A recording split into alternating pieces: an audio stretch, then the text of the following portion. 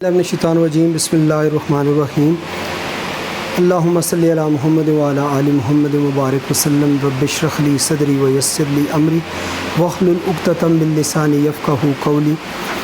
Dear students, अस्सलामु अलैकुम व रहमतुल्लाहि व बरकातुहू।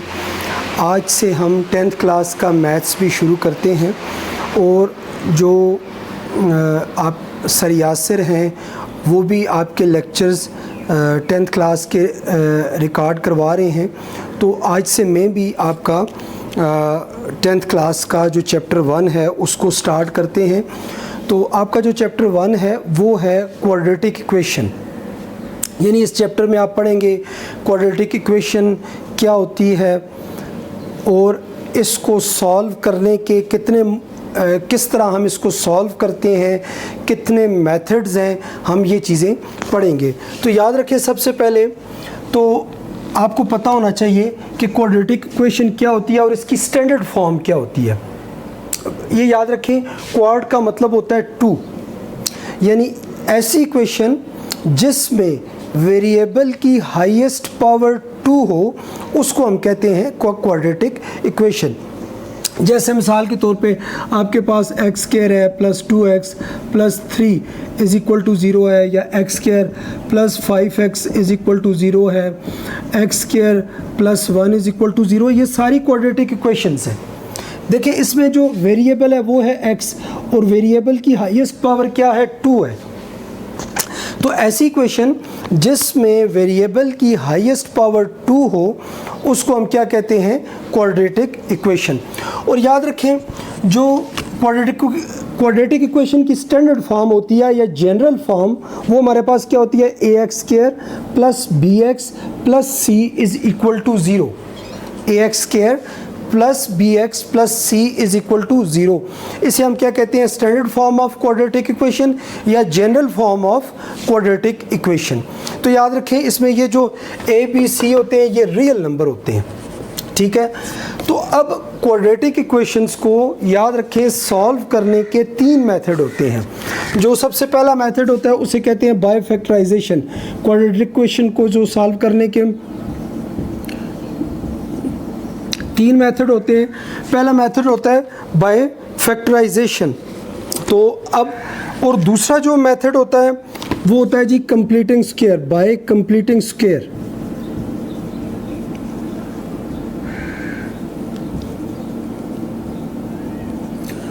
और तीसरा मेथड होता है by quadratic formula, quadratic formula. तो पहले बात आप ये याद रखें, standard form of quadratic equation क्या होती है, ax square plus bx plus c is equal to 0। इसको हम 3 मेथड के जरिए सॉल्व करते हैं, by factorisation, by completing square, by quadratic formula. तो अब हम ये तीनों मेथड 1 बाय 1 पढ़ेंगे। तो आपकी जो एक्सरसाइज 1.1 है इसका क्वेश्चन नंबर 1 है। इसमें कहता है solve the following equations by factorisation. तो जो क्वाड्रेटिक इक्वेशन को सॉल्व करने का पहला मेथड है फैक्टराइजेशन। अब इसमें एक्सरसाइज 1.1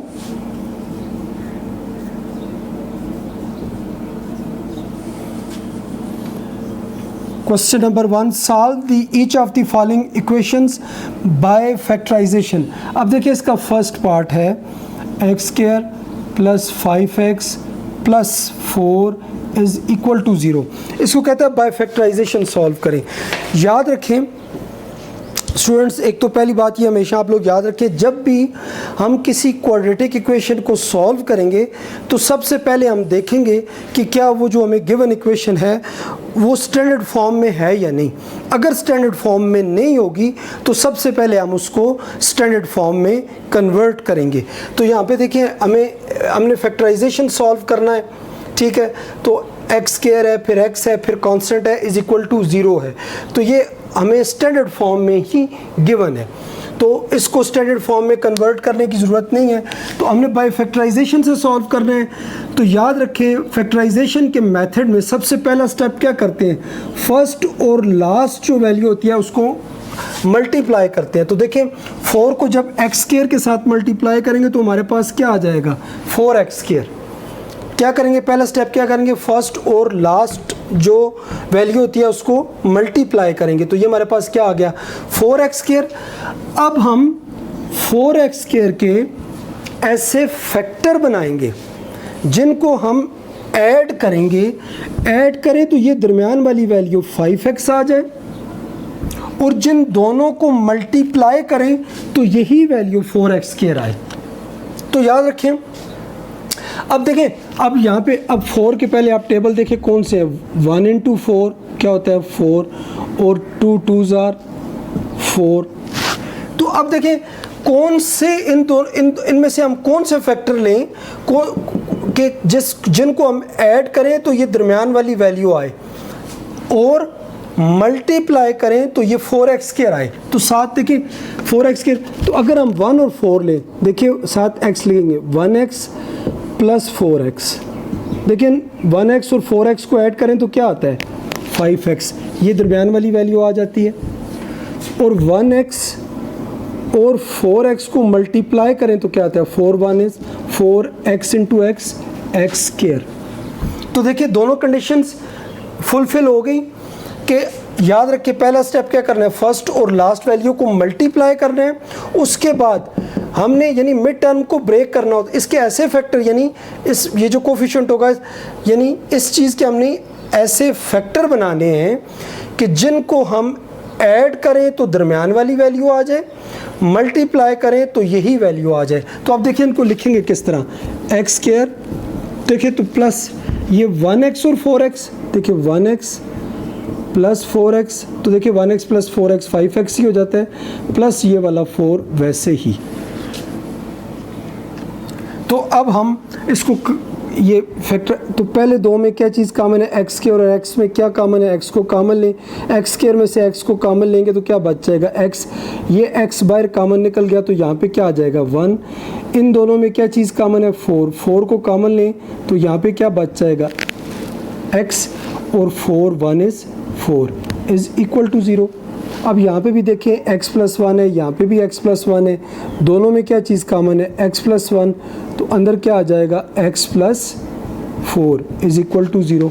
तो हमें ये चीज़ पता है कि जब दो चीज़ों का प्रोडक्ट = 0 हो तो हम दोनों को इलादा = 0 ले सकते हैं। हम x + 1 को इलादा = 0 रख लेते हैं, और x + 4 को इलादा = 0 रख लेते हैं। और ये स्टेप हम क्यों करते हैं, सॉल्यूशन सेट फाइंड करने के लिए, सॉल्यूशन फाइंड करने के लिए। यानी तो हम यहाँ पे x की वैल्यू निकालना चाहते हैं, तो +1 है, ये +1 उस तरफ जाके क्या हो जाएगा -1, तो 0 - 1 क्या आ जाएगा -1। इसी तरह ये +4 है तो इस तरफ जाके क्या हो जाएगा -4। तो x की वैल्यूज़ हमारे पास क्या आ गई -1 और -4।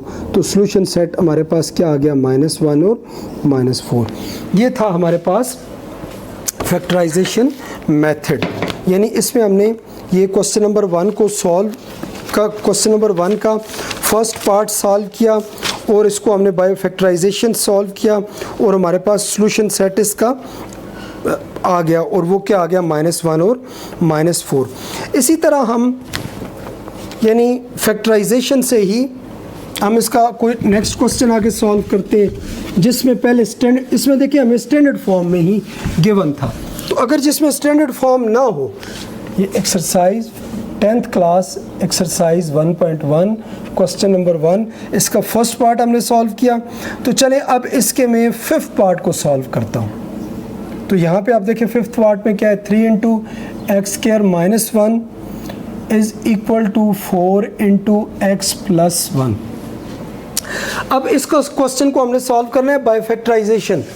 तो वही बात देखें, जो फर्स्ट पार्ट था उसमें तो स्टैंडर्ड फॉर्म यानी इस फॉर्म में हमें क्वेश्चन गिवन था कि ax² + bx + c = 0, यानी x² था, फिर x था, फिर कांस्टेंट था, = 0 था।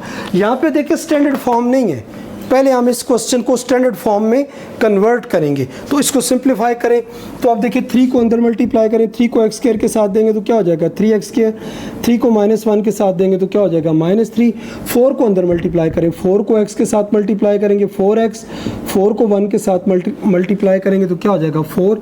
अब इन सबको देखिए 3x स्क्वायर -3 प्लस 4x है, इस तरफ आके क्या हो जाएगा -4x प्लस 4 है, इस तरफ आके क्या हो जाएगा -4। इन दोनों को हम इक्वल के इस तरफ ले आए तो इधर क्या बच जाएगा 0। तो यहाँ से आप देखें स्टैंडर्ड फॉर्म में क्या होती है, पहले एक्स स्क्वायर वाली रकम फिर एक्स वाली, तो 3x स्क्वायर, उसके बाद x वाली रकम क्या है -4x, और ये -3 और -4 -7 इज इक्वल टू 0। देखिए स्टैंडर्ड फॉर्म बन गई, एक्स स्क्वायर है फिर x है फिर कांस्टेंट इक्वल टू 0। तो अब इसको हम बाय फैक्टराइजेशन सॉल्व करेंगे। तो बाय फैक्टराइजेशन सॉल्व करने के लिए उसी तरह फर्स्ट और लास्ट को मल्टीप्लाई करें, 3x स्क्वायर को -7 के साथ मल्टीप्लाई करें तो प्लस माइनस 7 3 21 एक्स स्क्वायर, ये हमारे पास -21 एक्स स्क्वायर आ गया। अब हमने -21 एक्स स्क्वायर के ऐसे फैक्टर बनाने हैं जिनको हम ऐड करें तो -4x आए,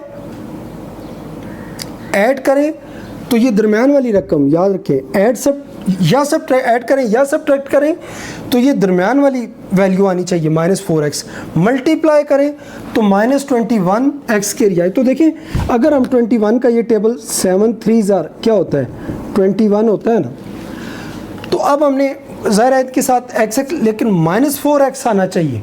देखिए अगर हम वो 7 और 7x यहाँ पे ये इस पॉइंट को गौर से अगर हम 7x -3x करते हैं, 7 में से 3 निकालेंगे तो क्या हो जाएगा 4x, लेकिन ये +4x आता है, हमें क्या चाहिए -4x आना चाहिए। तो आपको पता है हमेशा बड़ी रकम का साइन, तो हम क्या करते हैं बड़ी रकम के साथ 7 के साथ हम माइनस लेते हैं और 3x के साथ प्लस, तो देखिए प्लस माइनस 7x में से 3x निकालेंगे तो 4x, बड़े के साथ साइन माइनस है तो -4x। अब इनको अगर आप मल्टीप्लाई करें तो फिर क्या आना चाहिए -21x के, तो देखिए मल्टीप्लाई करें -7x और 3x को मल्टीप्लाई करें तो plus minus 7 3 21 x into x square. तो यहाँ से आप देखें इनके तो फिर कौन से फैक्टर बनते हैं -7x और +3x। तो उसमें क्या करेंगे पहली रकम को वैसे ही 3x स्क्वायर को वैसे ही लिखेंगे, ये या दरमियान में ये -7x + 3x और ये वाला -7 भी वैसे ही इक्वल टू 0। देखिए ये -7x + 3x -4x ही आ जाता है। इसको सिंप्लीफाई करें तो देखिए पहले दो में क्या चीज़ कॉमन है एक्स स्क्वायर और x में क्या चीज़ कॉमन है x कॉमन है, 3 और 7 में कोई चीज़ कॉमन नहीं है। तो देखिए x को बाहर कॉमन लें, यहाँ पे ये 3 वैसे ही x स्क्वायर में से एक x बाहर लेंगे तो x बचेगा माइनस ये वाला x बाहर कॉमन निकल गया, यहाँ पे क्या बच जाएगा 7। तो 3x और 7 में क्या चीज़ कॉमन है, जिसमें कुछ कॉमन ना हो तो हम 1 को कॉमन लेते हैं, दोनों में कॉमन कुछ भी नहीं है तो 1 को कॉमन लेंगे तो अंदर क्या आ जाएगा 3x - 7 इज इक्वल टू 0। तो अब इन दोनों में यहाँ पे भी 3x - 7 है, यहाँ पे भी 3x - 7 है, तो 3x - 7 को बाहर कॉमन ले लें तो अंदर क्या बच जाएगा, इधर ये x बच गया और ये वाला +1 इक्वल टू 0। तो वही बात दोनों का प्रोडक्ट इक्वल टू 0 है तो अलग इक्वल टू 0 लेंगे, 3x - 7 को अलग इक्वल टू 0 रख लें, x + 1 को अलग इक्वल टू 0 रख लें, यहाँ से x की वैल्यू निकालें 3x, ये -7 उस तरफ जाके क्या हो जाएगा +7, 3 मल्टीप्लाई हो रहा है तो उस तरफ जाके 3 क्या हो जाएगा डिवाइड, यहाँ से x की वैल्यू +1 इधर +1 है उस तरफ जाके -1 हो जाएगी। तो हमारे पास सोल्यूशन सेट क्या आ जाएगा, एक x की वैल्यू क्या आई 7/3 और x की वैल्यू क्या आ गई -1। ये हमारे पास सोल्यूशन सेट आ गया। तो याद रखें इसको हम सोल्यूशन सेट, ये x की वैल्यूज़ को हम रूट्स भी कहते हैं, सोल्यूशन सेट भी कहते हैं, ठीक है।